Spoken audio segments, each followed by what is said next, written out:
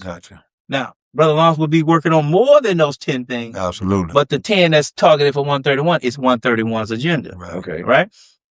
And so we'll be doing that. So education will be first.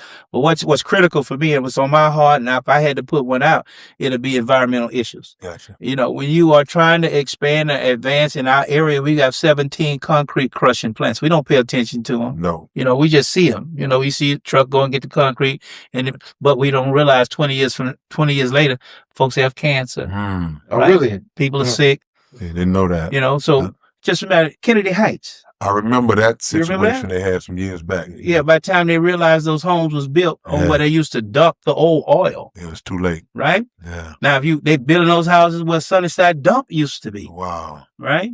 So we don't pay attention. Now, when we look over there by Tom Bass Park, you see them always driving up high over there.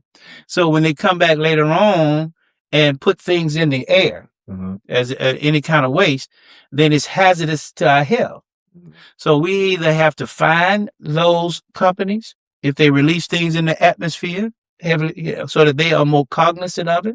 Because if we can't keep them out of our communities, then they're going to have to keep the toxins out of our community. Right?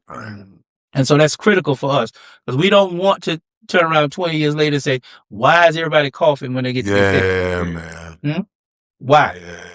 And that happens. Right. Because you got to dispose waste somewhere. You got to release things in the air somewhere. It just so happens they're always released in our community. Yeah, I was like that because I learned about. I do some stuff with Fifth Ward, and then they do the tests out there in Fifth Ward. How they found out that that's a cancer cluster. The railroad. Right? Yeah. Mm-hmm. And they put that directly, intentionally in our neighborhoods like that. Well, you saw that fight. They've been fighting that fight on the railroad, talking about the cancer cluster. And that's kind of what I'm saying to you, that that was because to bring certain things into the city, they took it through a certain path, right? And we didn't think anything of it. Just wake up at night, whether the train was coming, we just run, chase the train, throw a rock at it, whatever we were going to do, have fun. But yet, look, came a few years later, realized that we were in a space where we had an environmental issue, right? Grandma just sitting on the porch, they didn't think anything about it.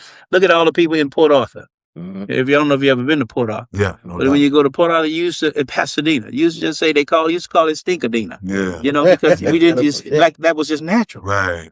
So look at all the individuals that were ingesting all of that toxins, and they got sick. Now, they've had all kind of lawsuits. People have been paid for years on these lawsuits.